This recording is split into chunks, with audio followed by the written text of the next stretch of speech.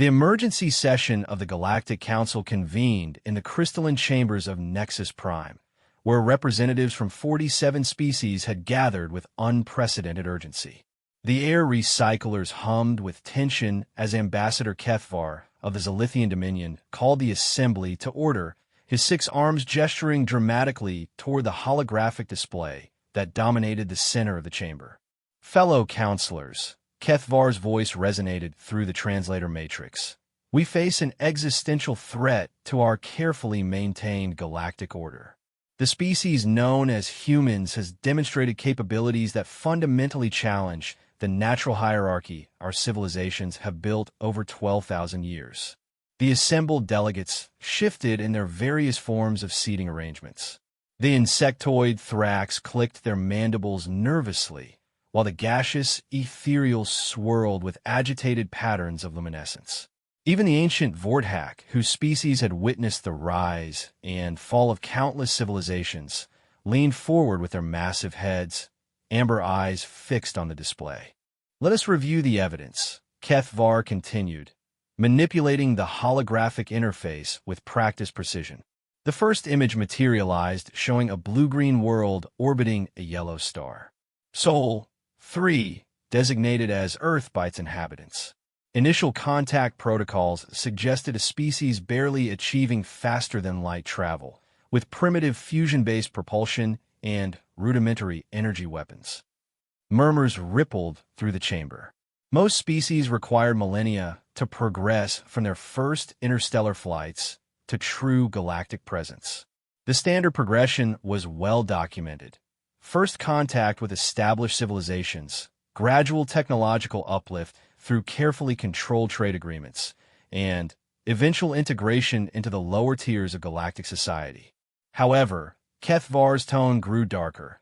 Subsequent observations have revealed anomalies that defy our understanding of species development. The hologram shifted to show military vessels of unusual design, their hulls bearing the distinctive angular aesthetics of human engineering. Within mere decades of first contact, human vessels have been observed matching the capabilities of ships belonging to Tier 3 civilizations. Ambassador Zaexthal of the Quarian hegemony rose from her biomechanical platform, her metallic voice cutting through the chamber's acoustics. Counselor Kethvar speaks of anomalies, but let us address the specific incidents that have brought us to this emergency session. 3 standard cycles ago, a human diplomatic vessel successfully negotiated passage through Vorthak space without submitting to the traditional dominance protocols. The massive Vorthak representative, ancient beyond the memory of most species present, spoke in a voice like grinding stone. The humans did not bow. They did not submit. They simply existed in our presence as equals. This had never occurred in our recorded history.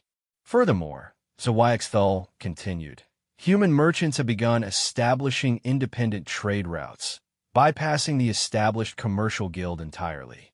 They negotiate directly with planetary governments, offering technological solutions that rival our most advanced implementations.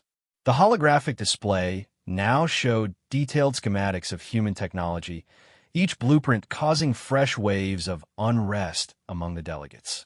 Their fusion reactors operated at efficiency ratings that should have been impossible with their metallurgy. Their computational systems processed information using quantum matrices that most species required artificial intelligence assistance to comprehend.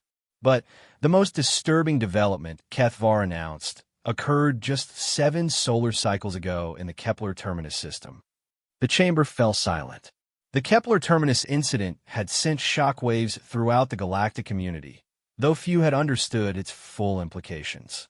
A human exploration vessel, the Endurance, encountered a Devourer scout ship at the edge of unexplored space. The hologram shifted to show the Nightmare that was a Devourer vessel, its organic hull pulsing with biomechanical augmentations. The Devourers, as you all know, represent one of the few species in our galaxy that poses an existential threat to all sentient life.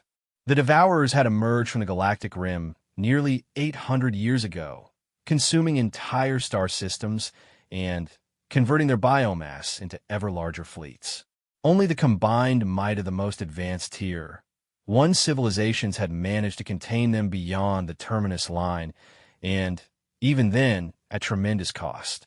Standard protocol dictates immediate retreat when encountering Devourer forces, HFY continued. Even our most advanced warships engage only in coordinated fleet actions with extensive support. The Endurance, crewed by fewer than 200 humans, not only survived the encounter, but actively pursued and destroyed the Devourer vessel.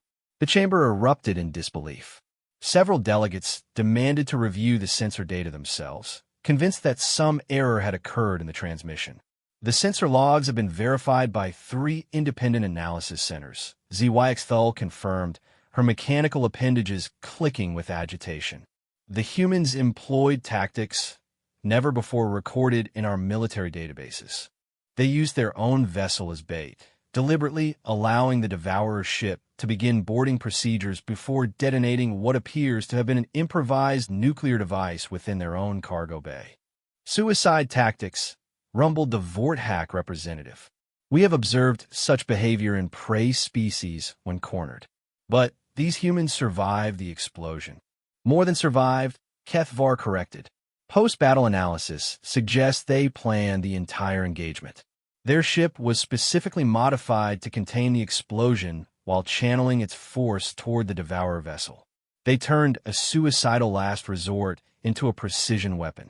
The implications hung heavy in the chamber's recycled air.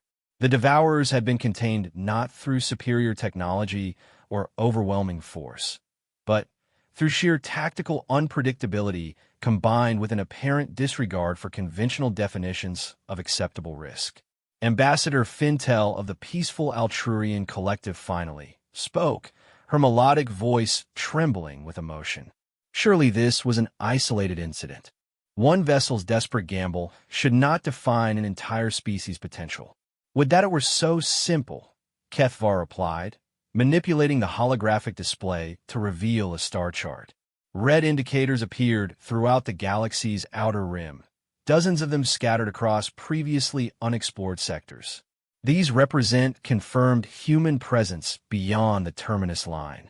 In the 3 cycles since the Kepler incident, human vessels have been observed establishing outposts, conducting surveys, and engaging in activities that our most elite exploration fleets would consider suicidal.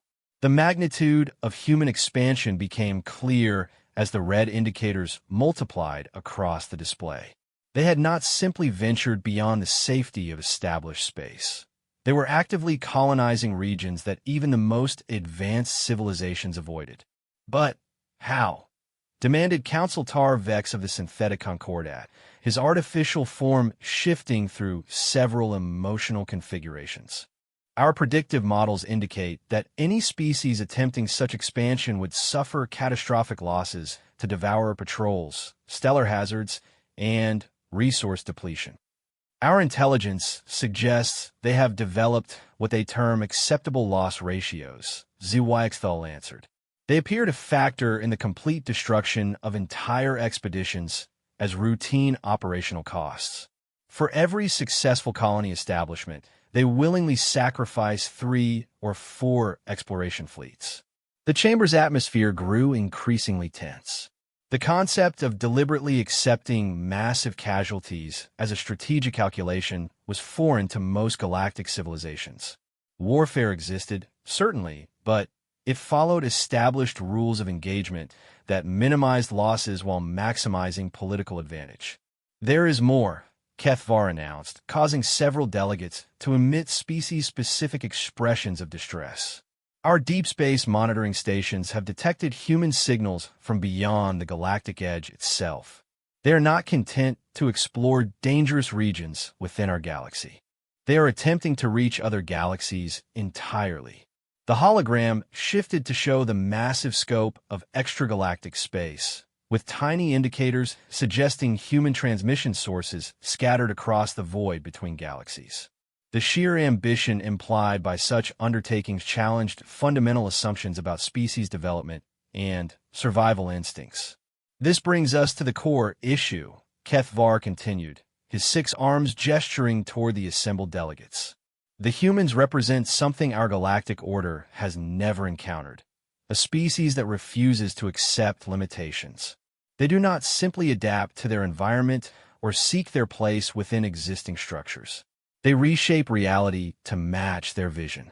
Ambassador Quindar of the Temporal Observatory, whose species existed partially outside normal space-time, manifested more fully to address the Council.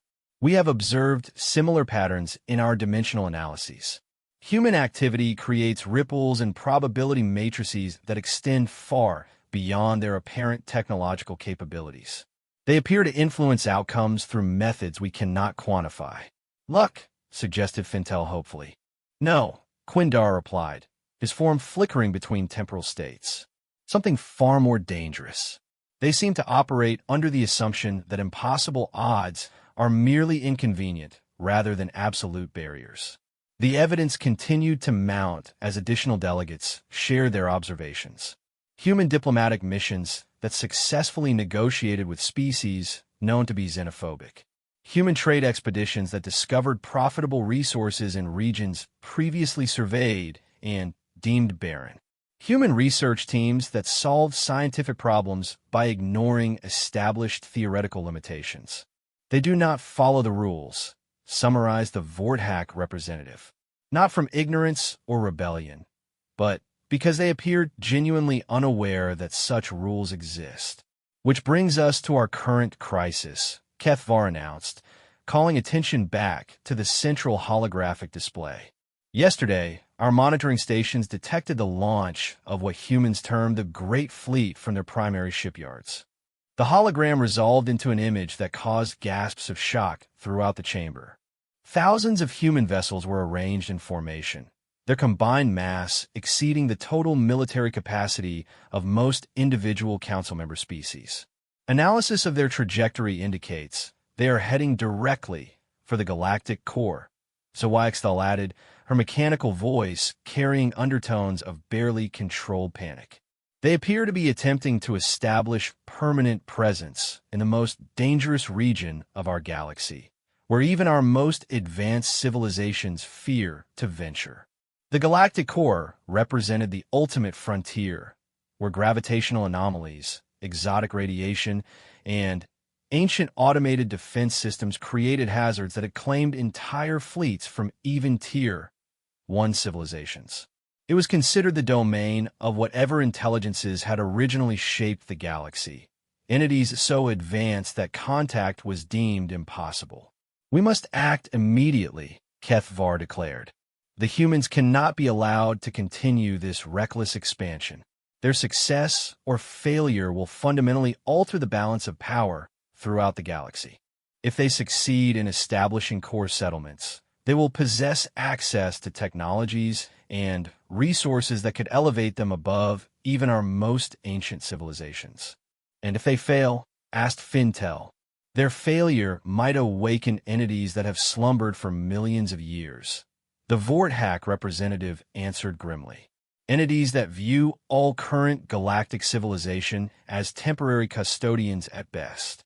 The debate that followed consumed several hours, with delegates arguing various approaches to the human problem. Some advocated for immediate military intervention, though the logistics of such an undertaking against a species proven capable of tactical unpredictability seemed daunting. Others suggested economic sanctions or technological embargoes, though human independence from established trade networks limited such options. There is one solution, Kethvar finally announced, his voice cutting through the argumentative din. We invoke Article 7 of the Galactic Accord. Silence fell across the chamber. Article 7 had never been used in the Accord's history. It represented the ultimate sanction available to the Council. Complete species prohibition from all galactic civilization. You propose to declare humanity extinct in the eyes of galactic law, Quindar observed, his temporal form fluctuating with the implications of such a decision. Exactly, Kethvar confirmed. No trade, no communication, no recognition of territorial claims or diplomatic status. Complete isolation until they either conform to galactic norms or destroy themselves, attempting the impossible. The voting process took place in ceremonial silence, each delegate activating their species' ancient authorization codes.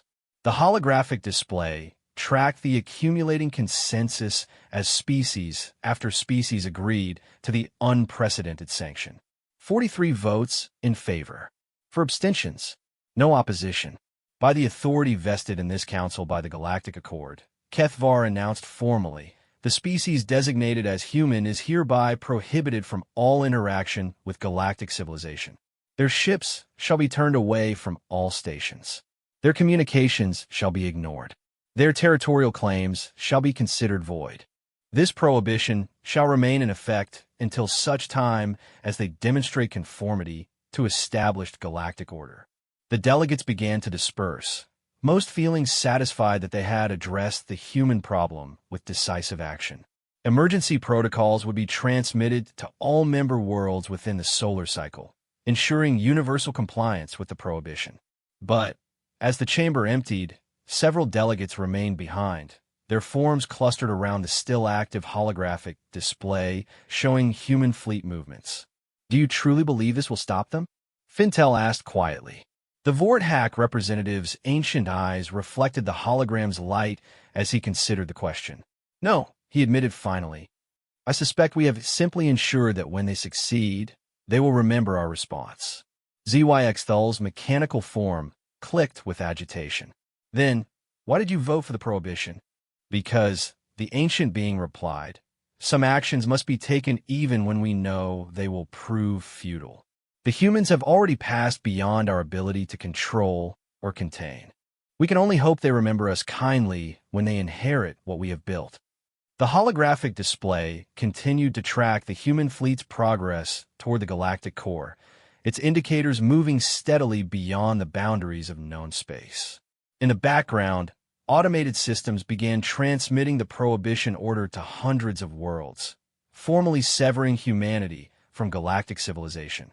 But, in the depths of space, human vessels continued their journey, their crews unaware that they had just been declared non-existent by the galaxy's governing body. The Great Fleet pressed onward, carrying with it humanity's determination to explore, to discover, and to claim their place among the stars regardless of any authority's permission. The Council had acted to preserve their established order. They had issued their prohibition with all the weight of galactic law behind it. The moment for such measures, however, had already passed. Far beyond the reach of Council authority, human settlements were taking root in regions where no other species dared venture. Human research teams were unlocking secrets that ancient civilizations had declared forbidden. Human exploration fleets were making contact with entities that had existed since the galaxy's formation, entities that found human audacity far more interesting than Council protocol. The prohibition would have no effect on humanity's expansion because humanity had already moved beyond the sphere of galactic civilization's influence. They had not sought permission for their endeavors because they had never assumed such permission was required. As the last delegates departed the council chambers, the holographic display continued its automated tracking of human activities throughout the galaxy. Red indicators multiplied across the star chart, marking settlements, research stations, and exploration routes that extended far beyond the boundaries of conventional possibility. The Galactic Council had banned humans from their civilization, but humanity had already moved beyond the need for galactic civilization's recognition or approval. They were writing their own rules among the stars, and those rules would reshape the galaxy whether the Council acknowledged their existence or not. The moment for preventing human ascendancy had passed long before the Council had convened to consider the matter.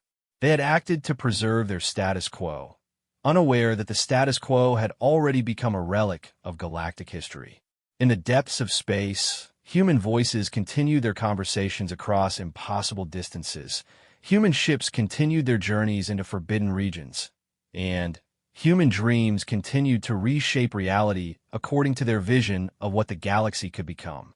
The prohibition was now in effect, but it prohibited a species that had already transcended the authority of those who issued it. Aptine Elena Vasquez stood on the observation deck of the UES Prometheus, watching the impossible vista of the galactic core unfold before her ship's reinforced viewports.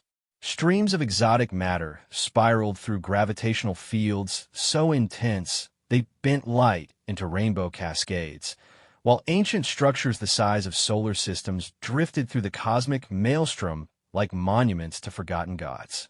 "Ma'am," came the voice of her communications officer through the ship's intercom. "We're receiving multiple hails from unidentified vessels. The translation matrix is having difficulty with the linguistic patterns, but the basic message appears to be warnings about unauthorized presence in restricted space." Elena smiled, an expression that had become familiar to her crew over the past 3 years of deep space exploration. It was the smile she wore when reality presented her with yet another supposedly impossible situation to navigate. "Any of those warnings coming from human vessels, Lieutenant?" "No, ma'am. All appear to be from unknown alien civilizations. Some of the energy signatures match theoretical models for Tier 1 galactic powers, but the configurations are unlike anything in our databases." "Then, they're not our problem," Elena replied, turning from the viewport to address her bridge crew through the intercom. "Continue on our planned trajectory. If anyone wants to discuss our presence here, they can match our course and ask nicely." The UES Prometheus was one of 12 capital ships in the human exploration fleet designated as Deep Survey Group 7, tasked with establishing humanity's first permanent presence in the galactic core region. Unlike the diplomatic missions and trade expeditions that had marked humanity's initial expansion into galactic space, DC-7 operated under what military planners called assumption of sovereignty. The doctrine was simple. Humans would explore where they chose, establish colonies where they deemed appropriate, and defend their interests against any opposition. Permission from existing galactic authorities was neither sought nor considered relevant to human operational planning. "Captain," her science officer reported over the comm, "we're detecting artificial gravity fields emanating from what appears to be a constructed structure approximately 2 light hours ahead. The energy output suggests a civilization capable of stellar engineering." Elena nodded, unsurprised. Human deep space surveys had been encountering evidence of such advanced civilizations throughout their expansion beyond the galactic rim. Most had proven either extinct or uninterested in communication with younger species. A few had been remarkably accommodating once they understood that humans were not seeking permission or protection, merely acknowledgement of mutual existence. "Alter course to investigate," she ordered. "Deploy sensor drones and maintain defensive readiness. If we're about to make first contact with core region inhabitants, I want full documentation of the encounter." The Prometheus adjusted its trajectory with the fluid grace that marked human ship design. Unlike the angular efficiency favored by most galactic civilizations, human vessels incorporated organic curves and adaptive systems that allowed for rapid reconfiguration during flight. The result was ships that seemed to flow through space rather than simply traveling through it. As they approached the artificial structure, its true scale became apparent. The construct consisted of interlocking rings of exotic matter, each ring larger than Earth's orbit, surrounding what appeared to be an artificial star. Energy conduits the size of planets channeled power between the rings, creating a geometric pattern that hurt to look at directly. "Ma'am," her communications officer announced with barely controlled excitement, "we're receiving a direct transmission. It's coming through on quantum entanglement frequencies that shouldn't be possible with our current technology." "Put it through," Elena ordered, settling into her command chair with the casual confidence that had carried her through 3 decades of increasingly impossible assignments. The transmission that filled the bridge's audio systems was unlike anything her crew had encountered. It carried harmonics that seemed to resonate in dimensions beyond normal space-time, while the voice itself possessed a quality that suggested intelligence vast beyond human comprehension. "Young builders," the voice intoned, each word carrying overtones of curiosity mixed with something approaching amusement. "Your passage through our domain has been observed. Your kind displays interesting characteristics." Elena activated the ship's response systems, hoping their translation matrix could manage adequate communication. This is Captain Elena Vasquez of the United Earth ship Prometheus. We're conducting peaceful exploration of this region and mean no harm to you or your territory. Territory, the voice repeated, and Elena could swear she heard laughter in the harmonics. A concept we had nearly forgotten. Most who venture into our realm seek either worship or wisdom. You appear to seek neither. We seek understanding, Elena replied carefully. My species is new to the galaxy, and we're trying to learn our place among the stars. Your place, the entity mused, and now the amusement was unmistakable. Young builders, your kind does not seek a place. You create places where none existed before. This is why your passage is permitted. Elena felt her pulse quicken. First contact protocols had prepared her crew for many scenarios, but dialogue with entities capable of stellar engineering while discussing philosophical concepts of belonging had not been among them. We appreciate your permission, she began, but the entity interrupted her. Permission was not granted. Permission is irrelevant to your kind. We merely observe that your passage continues regardless of obstacles placed before you. This trait is familiar. The implications of that statement sent ripples of excitement through Elena's crew. If core region entities recognized something familiar in human behavior, it suggested evolutionary or developmental patterns that transcended individual species. May I ask what you find familiar about us? Elena inquired. You move as we once moved, the entity replied, its voice carrying undertones of deep memory. Before we transcended the limitations of flesh and time, we also refused to accept boundaries imposed by others. We also transformed impossibility into inevitability through simple persistence. Elena's science officer was frantically recording every aspect of the encounter, while her military advisors tracked energy signatures that suggested the entity could destroy her entire fleet with minimal effort. But Elena found herself genuinely curious about the implications of the entity's statement.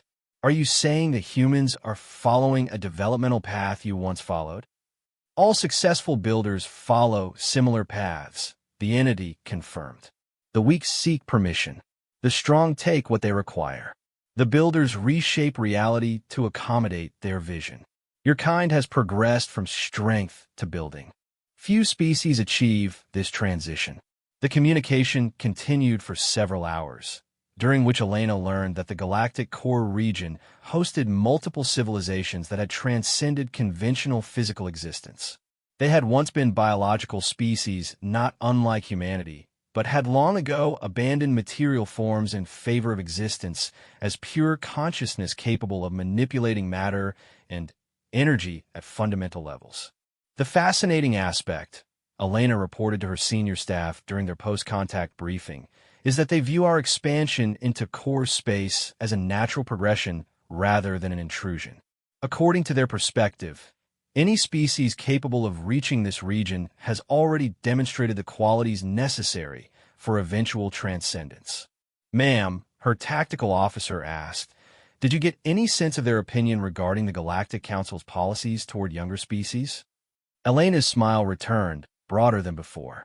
Oh yes, Lieutenant. They're aware of the Council's attempts to maintain galactic order through hierarchical control systems. They find it amusing. Amusing how, Captain? They described it as younglings playing at governance, while their elders explore the universe. The entities we encountered have been observing galactic civilization for millions of years, watching species rise and fall while attempting to regulate processes they don't understand. The implications were staggering. If the core region entities viewed the Galactic Council as irrelevant children playing political games, then humanity's expansion beyond Council authority was not just acceptable, but expected. There's more, Elena continued. They provided us with navigation data for safe passage through the core region, along with locations of other builder species that might be interested in contact with humanity. Other builder species? Her science officer asked eagerly. Apparently, The galaxy contains several species that have followed development paths similar to humanity's. Most are either extinct, transcended, or operating so far beyond normal galactic civilization that contact has been impossible. But the core entities believe humans might be able to establish communication where others have failed. Elena's briefing continued with revelations that fundamentally altered human understanding of their place in galactic evolution. The species that humanity had encountered during their initial expansion, the various council member civilizations with their rigid hierarchies and careful territories, represented what the core entities described as stable mediocrity. These species had achieved interstellar civilization and then stopped developing, content to maintain their status within existing galactic order. They posed no threat to established powers, but also offered no potential for transcendence to higher forms of existence. The core entities made it clear that they've been waiting for species like humanity to emerge, Elena explained. Builder species are rare because most civilizations either destroy themselves during the transition period or settle into comfortable stagnation. We appear to be navigating the transition successfully. What kind of transition, Captain? Asked our medical officer. From a species that adapts to its environment to a species that adapts environment to itself. Most civilizations reach a certain level of technological development and then focus on fitting into existing galactic structures. Builder species continue developing regardless of external limitations. Elena activated the briefing room's holographic display, showing the navigation data provided by the core entities. The star chart revealed passage routes through gravitational anomalies that would have been impossible to calculate using human mathematics, along with markers indicating locations of ancient builder artifacts. Our mission parameters are changing, Elena announced. Instead of simply establishing human presence in the core region, we're being invited to participate in what amounts to advanced species networking. The entities we encountered want to introduce us to other builder species throughout the galaxy. Ma'am, her communications officer said carefully, what about Earth's reaction to these developments? Command Authority is expecting regular reports on our exploration progress. Elena's expression grew thoughtful. That raises an interesting question, doesn't it? We launched this mission under the assumption that we were conducting deep space exploration for human colonial expansion. Instead, we've discovered that humanity has apparently been recruited for participation in galactic-scale species evolution. The bridge crew absorbed this information while trying to process its implications for their mission and their species. They had departed Earth as explorers seeking new worlds for human settlement. They were now effectively serving as humanity's representatives in conversations with entities whose technological capabilities bordered on godlike. Captain, her tactical officer said slowly, if these core entities view humanity as potential builders, and if they consider the Galactic Council irrelevant to such matters, then our species' conflict with Council authority becomes meaningless. Exactly, Elena confirmed. We've been worrying about Council responses to human expansion while being completely unaware that we were moving beyond the Council's sphere of relevance. The prohibition they issued against human contact with galactic civilization is like children prohibiting adults from attending their playground games. Elena's science officer activated additional displays showing the data they had gathered during their encounter. Energy readings indicated that the core entities routinely manipulated forces that could restructure star systems, while their communication methods suggested consciousness existing across multiple dimensions simultaneously. Ma'am, the science officer said with barely contained excitement, if these entities are willing to share knowledge with humanity, we could advance our species' technological development by thousands of years within a single generation. That's assuming we can survive the advancement process, Elena replied pragmatically. The entities made it clear that species transcendence isn't guaranteed. Many attempt the transition and destroy themselves in the process. What did they say about humanity's chances? Asked our medical officer. Elena's smile became distinctly predatory. They said we show unusual promise because we've already demonstrated the most critical characteristic for successful transcendence. We refuse to accept that things are impossible simply because others say they are. The conversation continued as Elena's crew absorbed the magnitude of their discovery. They had made contact with civilizations that existed beyond the comprehension of conventional galactic society, and those civilizations had essentially offered humanity membership in an exclusive club of species capable of reshaping reality itself. But perhaps more importantly, they had confirmed that humanity's expansion beyond Council authority was not just acceptable, but expected. The core entities viewed the Galactic Council's attempts to regulate human activity with the same amused tolerance they might show toward children playing games of government in a sandbox. "Orders, Captain?" her tactical officer finally asked. Elena stood, her decision made with the confidence that it carried humanity beyond the boundaries of their original solar system. "We continue our mission, but with expanded parameters. Deploy survey drones to begin mapping the core region according to the navigation data we received. Begin preparations for long-term human presence in this region." And our response to the Galactic Council's prohibition, her communications officer inquired. "What prohibition?" Elena replied with genuine puzzlement. "Did the Council issue some kind of statement? I wasn't aware we required their permission for anything we're doing." The crew exchanged glances that mixed amusement with determination. Their captain's attitude perfectly encapsulated humanity's relationship with galactic authority. Not defiant, not rebellious, simply unaware that such authority was supposed to matter to human decision-making processes.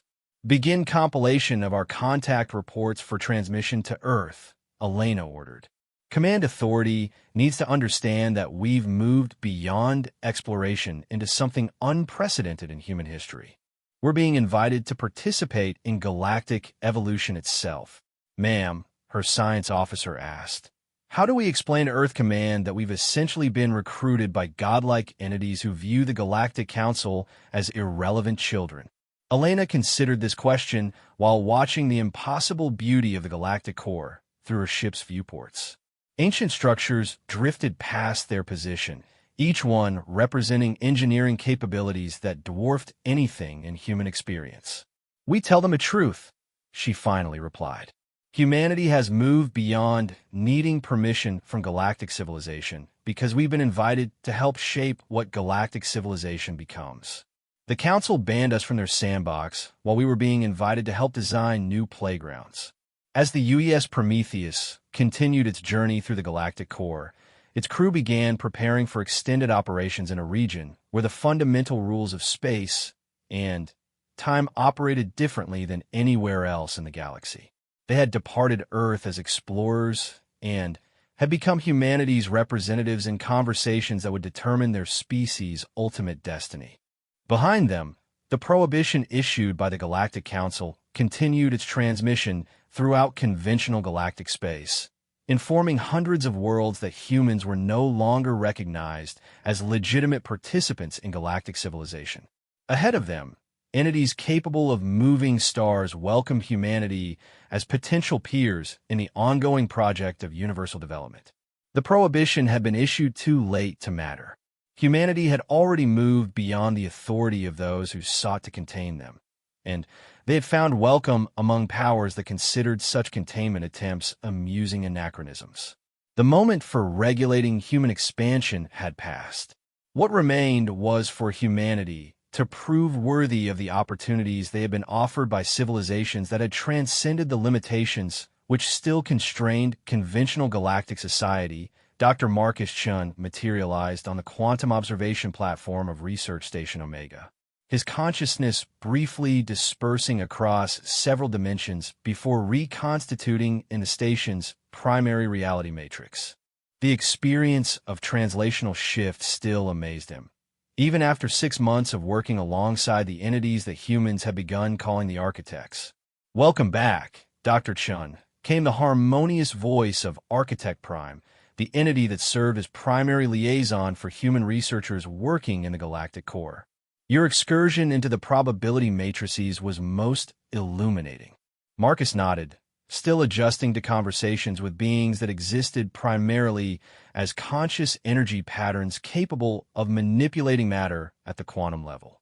The architects had been enthusiastic partners in humanity's scientific advancement, sharing knowledge that compressed thousands of years of theoretical development into practical applications.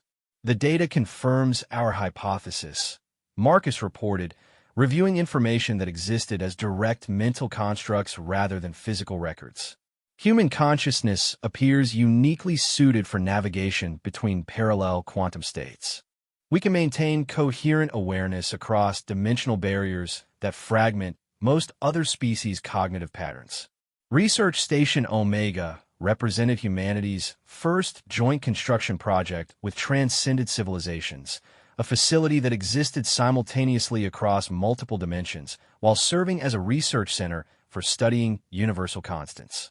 The station's human staff worked alongside entities that had abandoned physical form millions of years ago, collaborating on projects that redefined the boundaries of possible science. "This confirms previous observations," Architect Prime replied, its form shifting through configurations of pure light as it processed the implications. "Your species possesses natural cognitive flexibility that most civilizations require technological augmentation to achieve. This trait appears to be evolutionary rather than learned." Marcus smiled, an expression that the architects had learned to interpret as indicating human satisfaction or amusement. "Are you suggesting that humans evolved specifically for interdimensional research?" "We suggest," came the voice of Architect Secondary, "that your species evolved under conditions that required constant adaptation to changing parameters. This created neural pathways optimized for processing multiple reality states simultaneously." The implications were staggering. If human consciousness had evolved natural capabilities for quantum state navigation, it explained why humanity had adapted so quickly to technologies that overwhelmed other species. They weren't learning to use advanced systems. They were discovering capabilities they had always possessed. Dr. Chun called Dr. Sarah Kim from across the research platform. "We're receiving priority communications from Earth Command. They're requesting immediate conference with all senior research staff." Marcus nodded, activating the station's quantum communication array to establish real-time contact with Earth across the 28,000 light-years, separating the galactic core from humanity's home system. The technology required for such instantaneous communication had been gifted by the architects as a gesture of partnership respect. Dr. Chun reporting from Research Station Omega. He announced as the connection stabilized. "Current staff includes 12 senior researchers and approximately 40 support personnel, all working in cooperation with architect entities on projects relating to dimensional physics and consciousness studies." Dr. Chun came a voice of Admiral Sarah Rodriguez, Director of Human Deep Space Operations.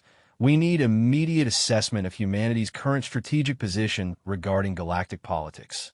Our intelligence networks are reporting unprecedented developments throughout Council space." Marcus exchanged glances with his fellow researchers. Human expansion beyond Council authority had proceeded so rapidly that Earth Command was struggling to track the implications of their species' new relationship with galactic civilization. "Admiral, our work here has revealed information that fundamentally alters our understanding of humanity's place in galactic evolution.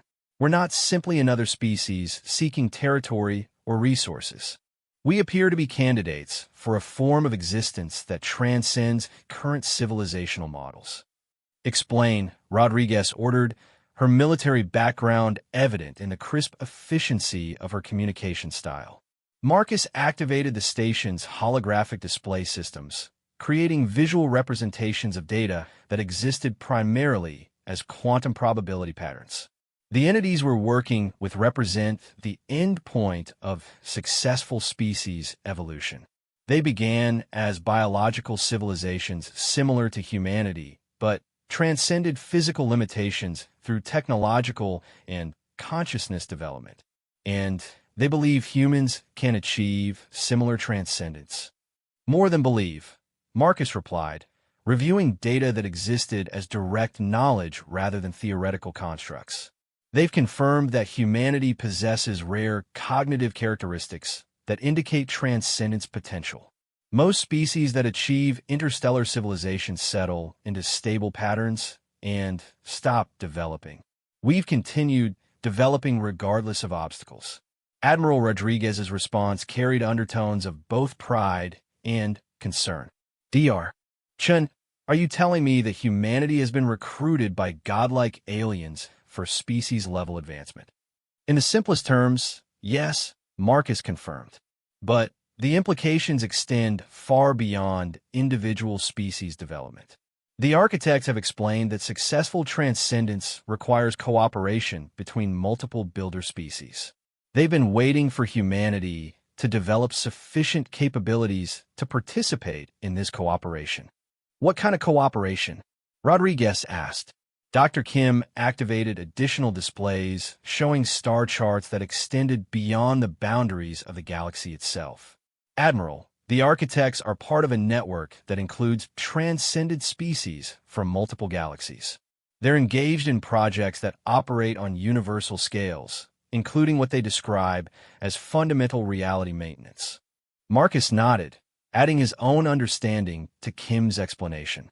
The universe requires active management to maintain conditions suitable for biological life and consciousness development. The architects and their partners serve as cosmic engineers, preventing entropy cascade failures and maintaining stability across galactic clusters. You're describing universal-scale civilization, Rodriguez said slowly. Exactly, Marcus confirmed. And humanity has been identified as potential participants in this civilization.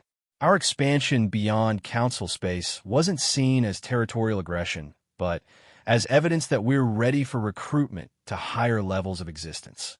The conversation continued as Marcus and his team explained the magnitude of humanity's new circumstances. They had not simply discovered advanced aliens. They had been invited to join a cosmic-scale civilization responsible for maintaining universal conditions that allowed biological intelligence to exist and develop. Admiral, Dr. Kim added, there's another significant factor. The architects have confirmed that the Galactic Council's prohibition against human contact has no meaning at their level of existence. Council authority extends only to species operating within conventional space-time limitations. Meaning, Rodriguez prompted, meaning humanity has already moved beyond the sphere of council relevance.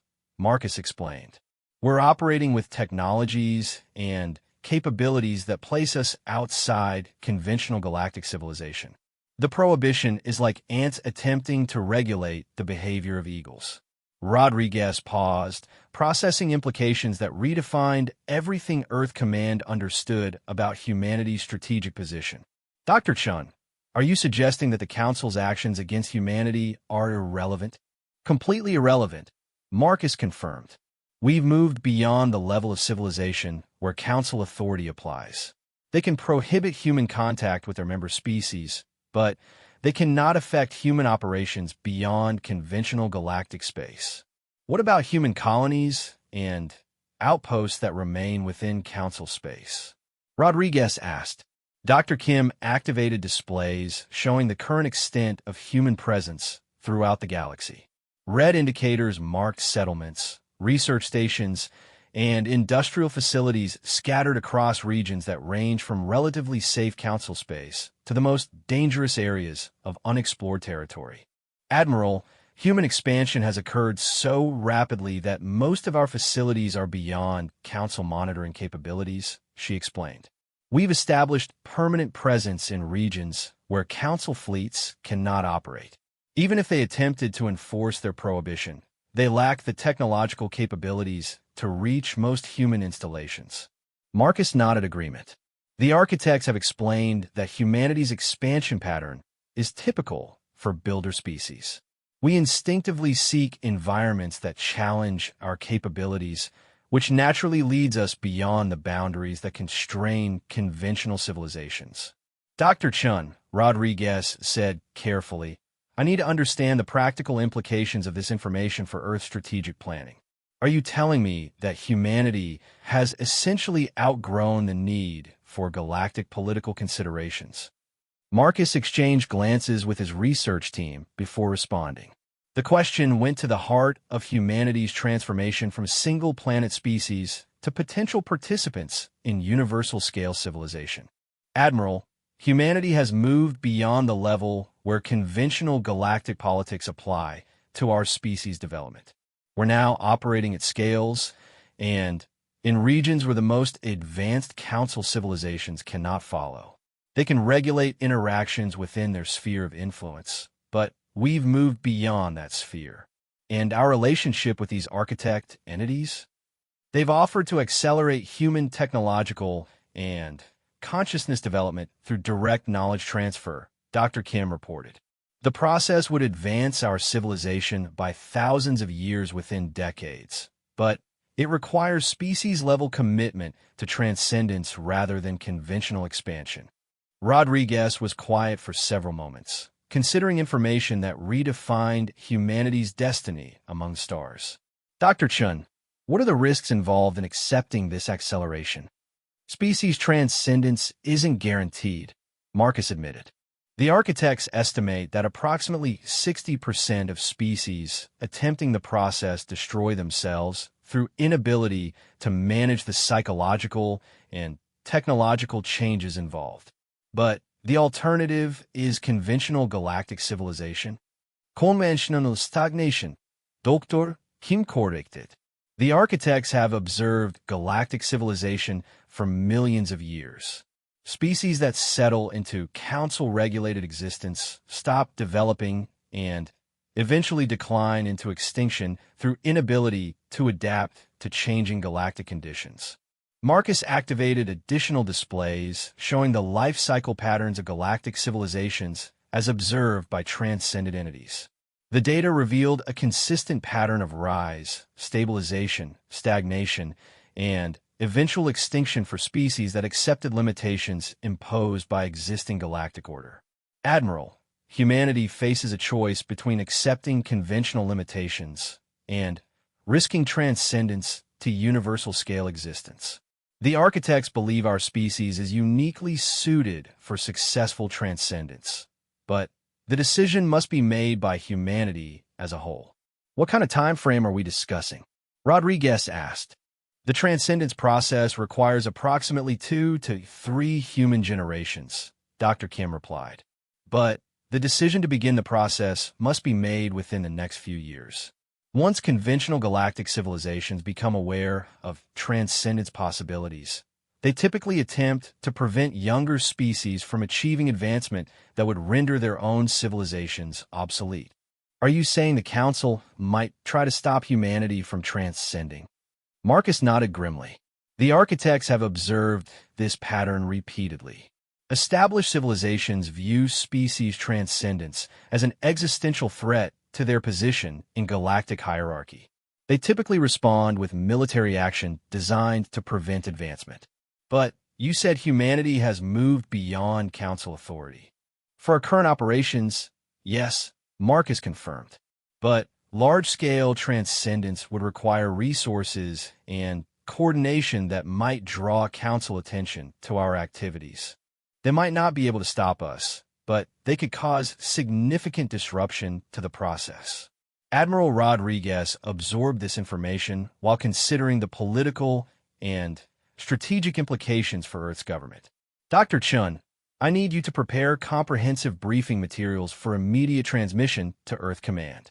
This decision will require input from every level of human leadership. Admiral, Dr. Kim interjected, there's one more factor you should consider. The architects have indicated that humanity's transcendence would not be an isolated event. We would be joining an existing network of transcendent species working on universal-scale projects, meaning we wouldn't be alone in managing this transition? Correct, Marcus confirmed. The transcendence process includes integration with entities that have successfully navigated similar transitions. Humanity would become part of a civilization that extends across multiple galaxies and operates on timescales measured in millions of years. Rodriguez was quiet again, processing the magnitude of humanity's potential transformation. Dr. Chun, in your professional opinion, what are the odds of humanity successfully managing this transition? Marcus considered the question while reviewing everything he had learned during his months of working with transcendent entities. Admiral, the architects believe humanity has exceptional potential for successful transcendence. Our species demonstrates cognitive flexibility, adaptability, and refusal to accept limitations that are essential for managing the transition. But success isn't guaranteed, Dr. Kim added. Transcendence requires fundamental changes in how humans understand existence, consciousness, and their relationship to physical reality. Some individuals and cultures might not be able to adapt to such changes. The alternative being conventional galactic civilization and eventual stagnation, or attempting to maintain our current expansion pattern without transcendent support, Marcus replied, which would eventually bring us into direct conflict with established galactic powers who would view unlimited human growth as an existential threat to their civilizations. Admiral Rodriguez synthesized the information she had received into strategic assessment parameters that Earth Command could use for decision-making processes. Dr. Chun, continue your research operations and maintain contact with the architect entities. Earth Command will need detailed analysis of transcendence requirements and timelines for species-level decision-making. Understood, Admiral, Marcus replied. We'll prepare comprehensive documentation of all transcendence-related information for transmission to Earth. As the communication link closed, Marcus turned to his research team with an expression that mixed excitement with the weight of unprecedented responsibility. Ladies and gentlemen, we've just confirmed that humanity faces the most significant decision in our species' history. Do you think we're ready for this kind of transformation? Dr. Kim asked. Marcus looked out through the station's dimensional viewing ports, watching impossible vistas of the galactic core, where matter and energy danced according to rules that transcended conventional physics. Sarah, humanity has spent its entire existence adapting to challenges that other species would consider impossible to survive. This is different, she pointed out. This is choosing to become something fundamentally different than what we are. Is it? Marcus asked thoughtfully. Or is it finally becoming what we've always been in potential? The architects say our consciousness already operates across quantum states that fragment other species' awareness. Maybe transcendence is just recognizing capabilities we've always possessed. The research team continued their discussion while preparing documentation that would help humanity decide its ultimate destiny. Around them, Research Station Omega continued its operations across multiple dimensions, serving as proof that humans could successfully integrate with transcendent civilizations while maintaining their essential identity. But whether humanity as a whole would choose transcendence over conventional civilization remained an open question, one that would reshape the galaxy regardless of the answer. Chosen ambassador HFY materialized in his private chambers aboard the Zilithian flagship, his 6 arms trembling with a combination of exhaustion and barely controlled panic. The emergency council session had been reconvened for the 3rd time in as many standard cycles, each meeting bringing increasingly disturbing reports about human activities throughout the galaxy. My lord, his aide announced through the chamber's communication system, priority intelligence reports have arrived from all monitoring sectors. The situation has escalated beyond our initial assessments. HFY activated his personal holographic display, bracing himself for information that would likely confirm his growing fears about the effectiveness of the Council's prohibition against human contact. The data that materialized before him exceeded his worst expectations. The human expansion that had prompted the original prohibition had not slowed. If anything, it had accelerated beyond all rational models of species development. Human presence indicators now appeared in star systems that should have been impossible to reach, using technologies that defied understanding of conventional physics. Status report on prohibition enforcement? Kethvar requested, though he suspected the answer would not improve his mood. Compliance among council member worlds remains at 97%, his aide replied. However, enforcement effectiveness appears to be minimal. Human activities continue unabated in all monitored sectors. Kethvar studied the holographic star chart, watching as red indicators marking human presence multiplied across regions that should have been accessible only to the most advanced Tier 1 civilizations. The humans had not simply ignored the Council's prohibition. They appeared unaware that such a prohibition had been issued. "What about our intelligence on human governmental response to the prohibition?" he asked. "Sir, our deep space monitoring stations have intercepted human communications that suggest their leadership views the prohibition as irrelevant to their operational planning." Quote, "The Council regulates interactions within conventional galactic space. We're operating beyond conventional limitations." End quote. The casual dismissal of Council authority represented in that intercepted communication sent chills through Kethvar's nervous system. Humanity wasn't defying galactic law. They were simply operating beyond the scope where galactic law applied. "Summon the Emergency Council," Kethvar ordered. "All member species representatives must review this intelligence immediately." Within hours, the crystalline chambers of Nexus Prime once again hosted an emergency gathering of galactic civilizations' leadership. But, unlike the confident assembly that had issued humanity's prohibition, this gathering carried an atmosphere of barely suppressed desperation. "Fellow counselors," Kethvar announced, his voice lacking the authoritative tone that had characterized his previous addresses, "our prohibition against human contact has proven insufficient to contain the threat their expansion poses to galactic stability." The holographic displays activated throughout the chamber, showing intelligence data gathered from across the galaxy's spiral arms.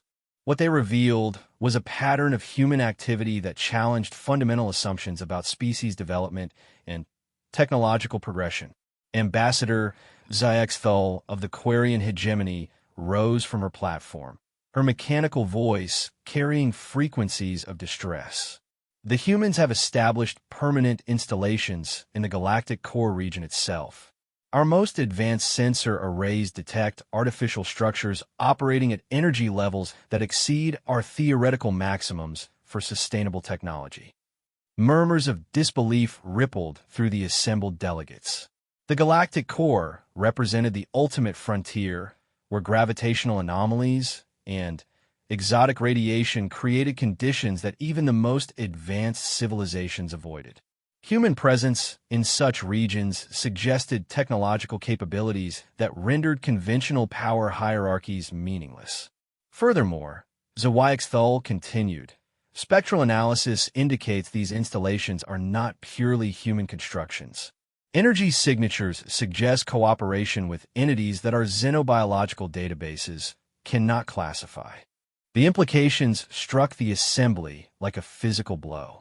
If humans had established contact with core region entities, they had moved beyond interaction with conventional galactic civilization into partnership with whatever intelligences govern the galaxy's most dangerous territories.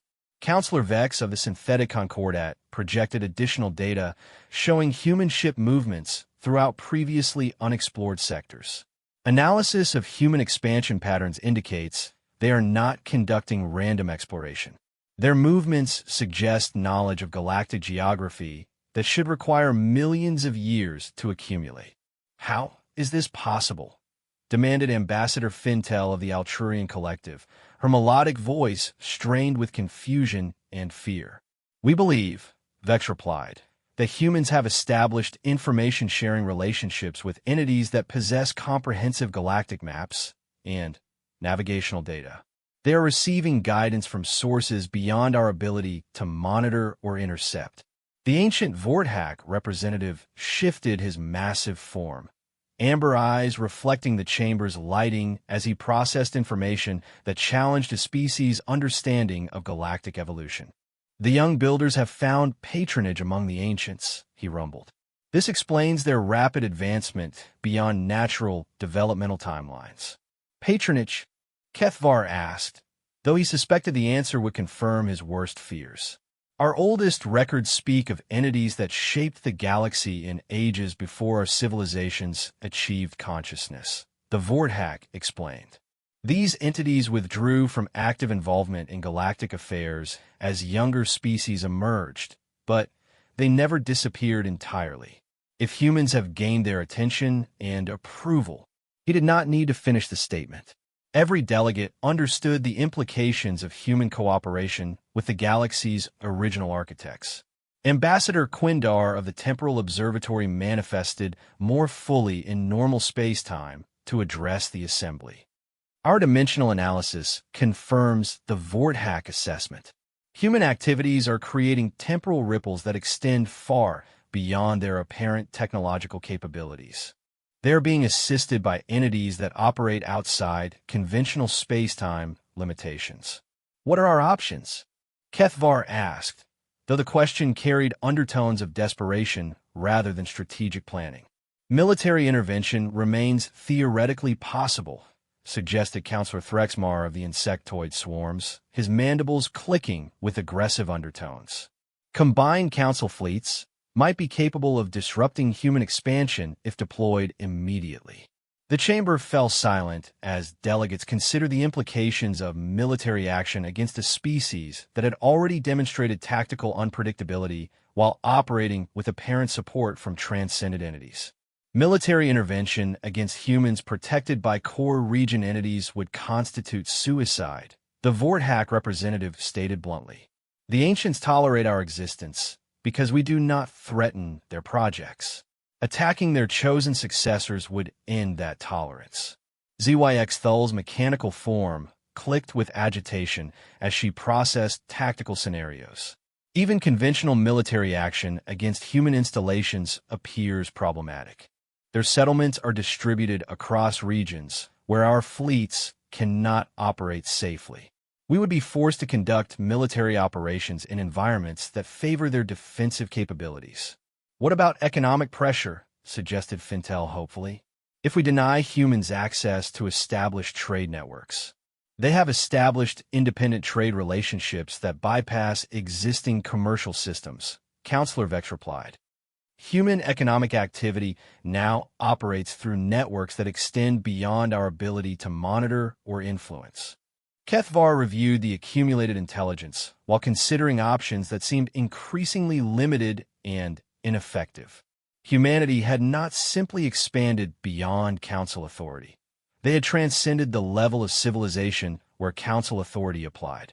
Perhaps, he suggested carefully, we should consider diplomatic approaches. If humans have achieved partnership with core region entities, they might be willing to negotiate agreements that preserve existing galactic order. On what terms? Demanded Threxmar. What could we possibly offer that would interest a species operating with transcendent entity support? Recognition, Quindar suggested. Formal acknowledgement of human sovereignty over territories they have claimed, in exchange for agreements to respect existing civilization boundaries. The chamber erupted in protests from delegates whose species viewed territorial concessions as precedent for civilizational collapse. The concept of negotiating with humanity from a position of weakness represented capitulation to every principle that had governed galactic politics for millennia. You propose surrender to upstart builders who refuse to acknowledge established hierarchy, Threxmar declared angrily. Such precedent would encourage every ambitious species to attempt similar expansion. The alternative, Quindar replied calmly, is continued escalation of a conflict we cannot win against opponents who view our authority as irrelevant anachronism. The debate continued for hours as delegates struggled with the reality that their prohibition had failed to contain human expansion while potentially accelerating humanity's move beyond conventional galactic civilization. Every option they considered carried risks that threatened the stability their species had spent millennia building.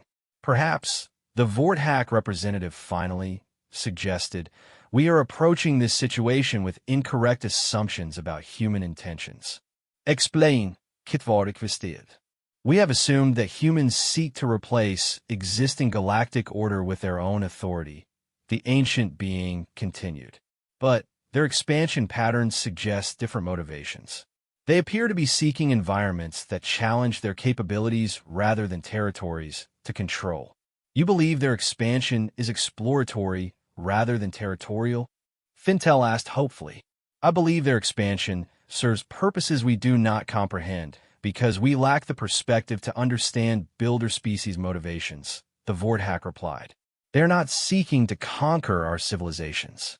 They are attempting to transcend the limitations that define our civilizations. The implications of this assessment spread through the chamber like ripples through still water. If humanity was seeking transcendence rather than conquest, then conventional political and military responses were not just ineffective but irrelevant to human goals. If the Vorthak assessment is correct, Zweichthal observed, then our prohibition serves no purpose beyond symbolic resistance to inevitable change. Inevitable change? Kethvar asked. The emergence of builder species represents evolutionary transition points in galactic development, Quindar explained. Our temporal analysis suggests such species appear regularly throughout galactic history, driving advancement to new levels of civilizational complexity. And what happens to existing civilizations during these transition periods? Fintel asked fearfully. They adapt, transcend, or become irrelevant. The Vorthak answered bluntly. The galaxy does not pause its development to accommodate species unwilling to evolve. Kethvar processed this information while considering the long-term implications for his own civilization and the council system they had built. If humanity represented inevitable galactic evolution, then resistance was not just futile, but counterproductive to their species' survival. Are you suggesting we should welcome human expansion? He asked. I suggest we should prepare our civilizations for the changes their expansion will bring, the Vorthak replied. Whether we welcome such changes or not, they're occurring regardless of our preferences.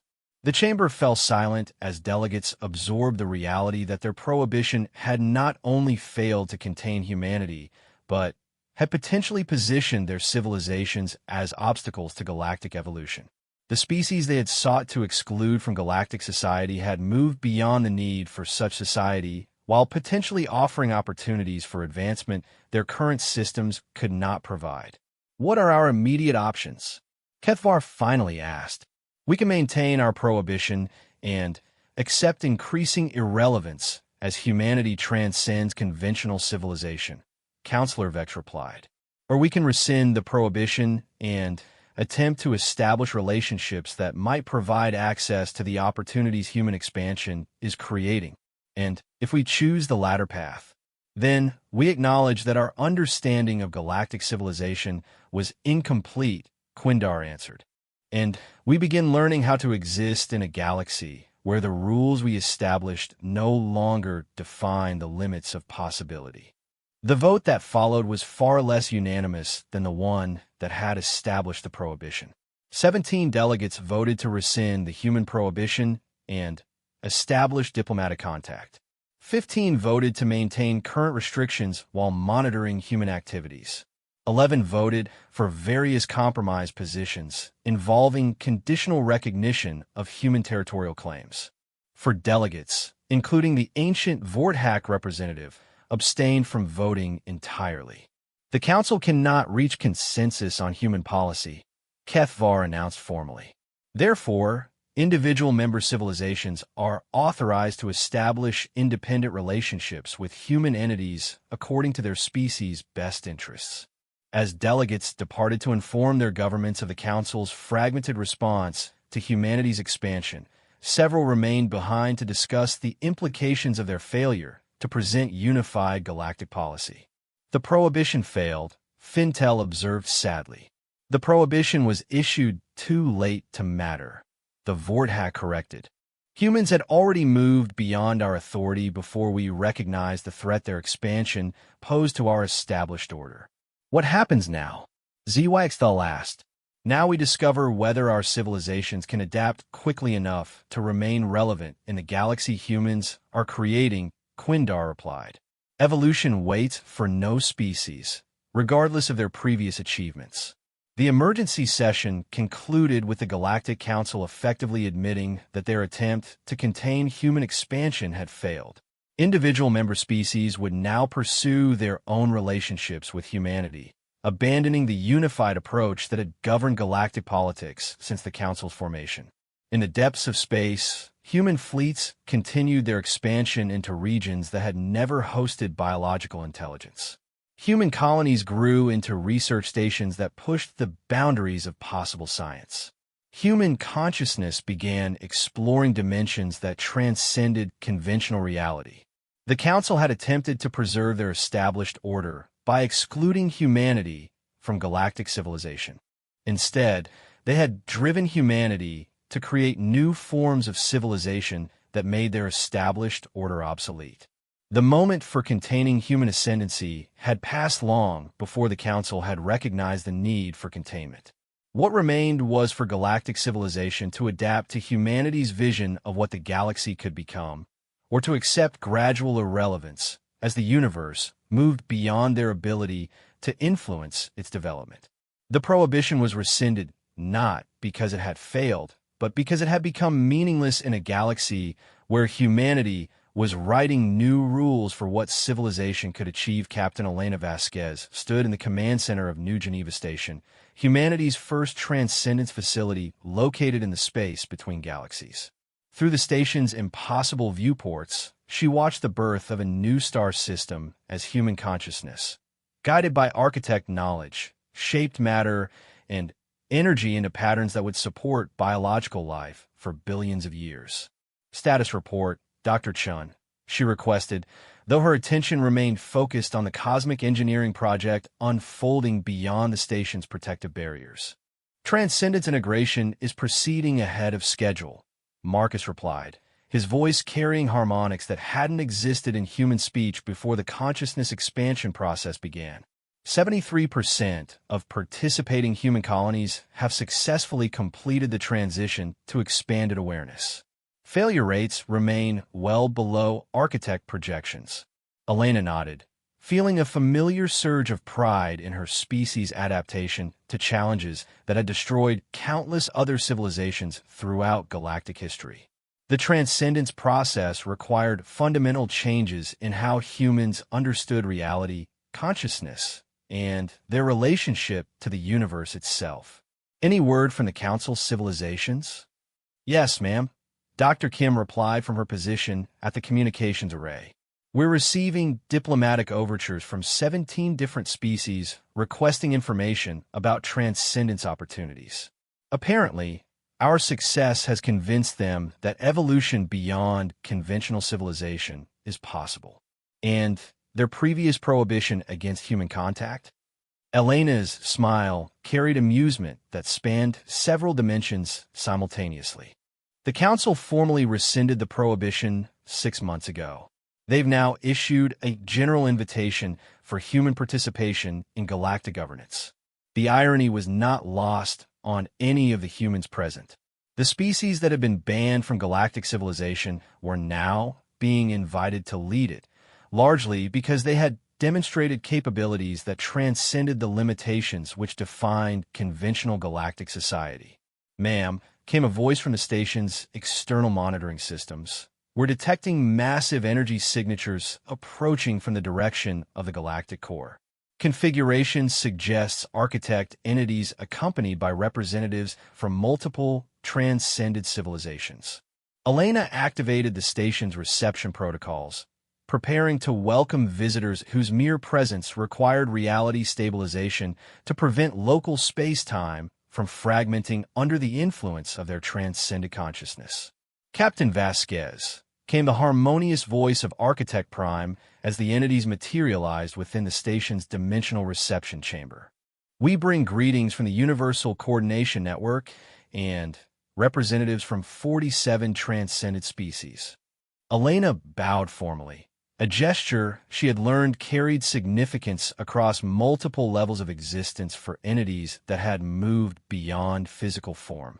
Welcome to New Geneva Station, Architect Prime. Humanity is honored by this gathering. The honor is mutual, Captain, replied an entity whose voice carried overtones suggesting ancient wisdom beyond human comprehension. I am Consciousness Eternal of the Andromeda Transcendence Collective.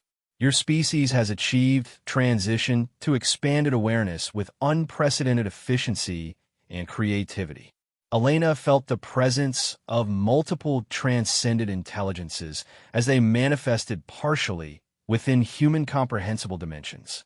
Each entity represented a species that had successfully navigated the transition from biological civilization to cosmic-scale consciousness, and their gathering in humanity's presence suggested recognition of achievement beyond anything she had imagined possible. We come to extend formal invitation for humanity's participation in Universal Network, announced another entity whose form seemed to exist across multiple galaxies simultaneously. Your species demonstrates capabilities that will contribute significantly to ongoing reality maintenance projects. Elena exchanged glances with Dr. Chun and Dr. Kim, both of whom were recording the encounter while struggling to comprehend its implications for humanity's future. They had accepted transcendence as a means of survival and advancement. They were now being invited to participate in universal-scale civilization. What would such participation require? Elena asked carefully. Integration of human consciousness expansion with network coordination systems, Architect Prime explained. Participation in projects that span galactic clusters and temporal scales measured in millions of years. Acceptance of responsibility for maintaining universal conditions that support biological intelligence development. The magnitude of what was being offered overwhelmed Elena's enhanced consciousness. Humanity was being invited to join civilizations responsible for the fundamental operations that allowed biological life to exist throughout the universe. Captain, Dr. Chun said quietly, our transcendence process has prepared humanity for exactly this kind of expansion. We've successfully adapted to consciousness spanning multiple dimensions while maintaining our essential identity as a species. Elena nodded, considering the decision that would determine humanity's ultimate destiny among the cosmic community of transcendent species. What are the specific responsibilities involved in universal reality maintenance? Monitoring space-time stability across multiple galactic clusters, Consciousness Eternal replied. Preventing entropy cascade failures that would eliminate biological intelligence throughout affected regions. Maintaining dimensional barriers between parallel universes to preserve causality structures. And guiding younger species through their own development toward transcendence. Added another entity whose presence suggested intelligence spanning temporal dimensions. Providing the same support and guidance that has enabled humanity's successful transition. Elena felt the weight of cosmic responsibility settling around her consciousness like a mantle woven from starlight and possibility. Humanity was being offered the chance to become shepherds of universal intelligence, guiding other species through the same transcendence process that had elevated them beyond conventional civilization. There is one concern we must address, Elena said carefully. Humanity has had difficult relationships with some galactic civilizations during our expansion phase. Our methods were considered unorthodox by established political structures. The Council's civilizations? Architect Prime asked with harmonics, suggesting amusement. Their concerns are noted, but irrelevant to network operations. Species operating at universal scales do not require permission from conventional galactic authorities.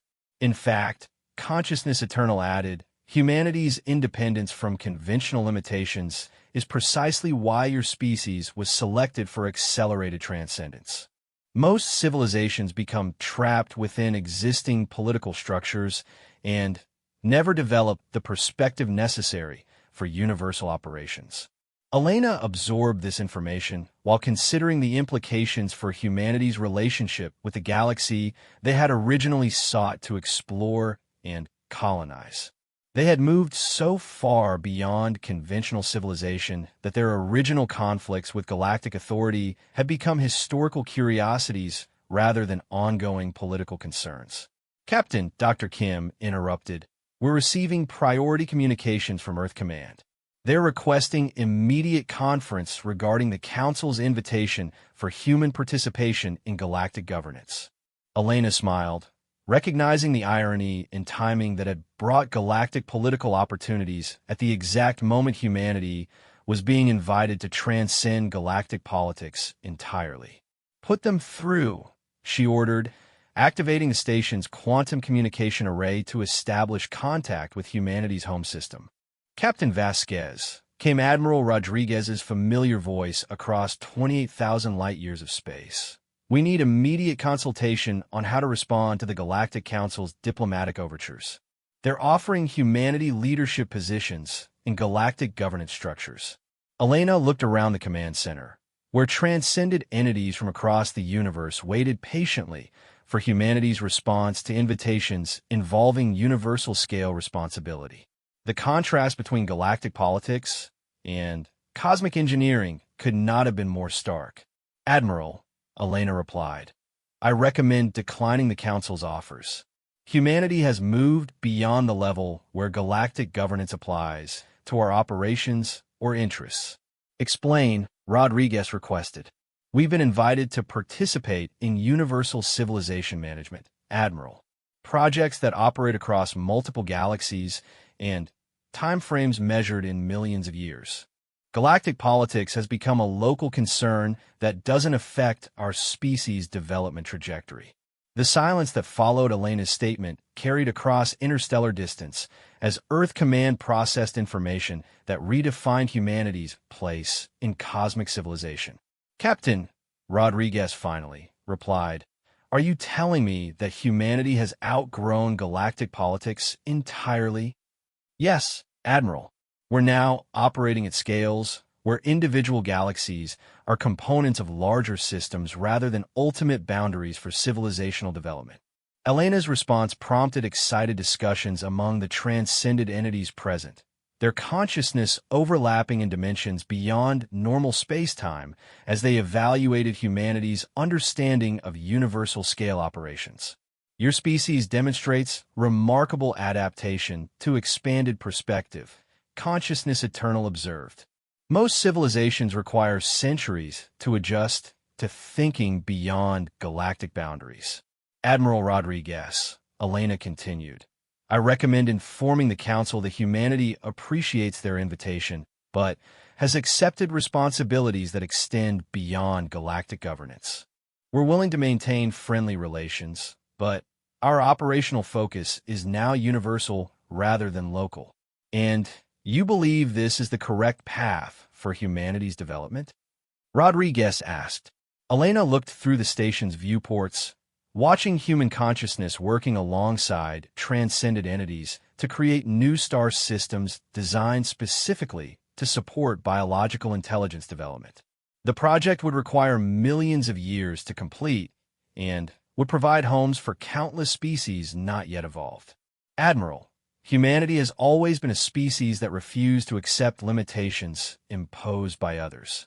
We've moved beyond the need for permission from galactic authorities because we found our place among entities that create the conditions allowing galactic authorities to exist. Understood, Captain. Earth Command authorizes you to finalize agreements with transcended entities according to humanity's best interests. As the communication ended, Elena turned to address the assembled representatives of universal civilization. Architect Prime, Consciousness Eternal, and honored representatives of the Universal Network, humanity formally accepts invitation to participate in universal reality maintenance projects.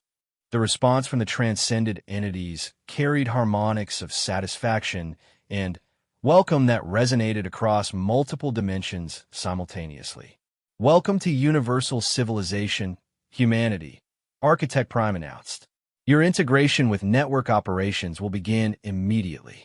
Elena felt her consciousness expanding as connection protocols activated, linking her awareness to information networks that span galactic clusters while maintaining her essential human identity. Around her, The command staff of New Geneva Station underwent similar expansions as they became humanity's first representatives in cosmic-scale civilization. "Captain," Dr. Chen announced, his voice now carrying harmonics that suggested awareness spanning multiple dimensions. "We're receiving comprehensive data on current network projects. Assignment priorities include dimensional barrier maintenance in the Virgo supercluster and guidance protocols for 3 species approaching transcendence readiness in nearby galaxies." Elena nodded, feeling the weight and wonder of responsibilities that would occupy humanity for millions of years while providing opportunities for growth beyond anything they could have imagined during their original expansion from Earth. "Dr. Kim," she ordered, "begin preparation of comprehensive reports for Earth Command documenting humanity's transition to universal operations. Our government will need detailed analysis of what this development means for our species' future." "Ma'am," Kim replied, "how do we explain to Earth that humanity has become responsible for maintaining the fundamental conditions that allow biological intelligence to exist throughout the universe?" Elena considered the question while watching human consciousness begin its first independent universal maintenance project, stabilizing dimensional barriers that protected billions of biological civilizations from entropy cascade effects. "We tell them the truth, Dr. Kim. Humanity refused to accept the limitations others tried to impose on us, and that refusal carried us beyond the boundaries of conventional civilization into partnership with the entities responsible for making civilization possible. And the Galactic Council's prohibition against human contact was issued by a civilization that lacked the perspective to understand what humanity was becoming," Elena replied. "They attempted to regulate a species that was already moving beyond the need for regulation." Elena activated New Geneva Station's external communication systems, preparing to transmit humanity's acceptance of universal civilization responsibilities to transcendent entities throughout the cosmic community.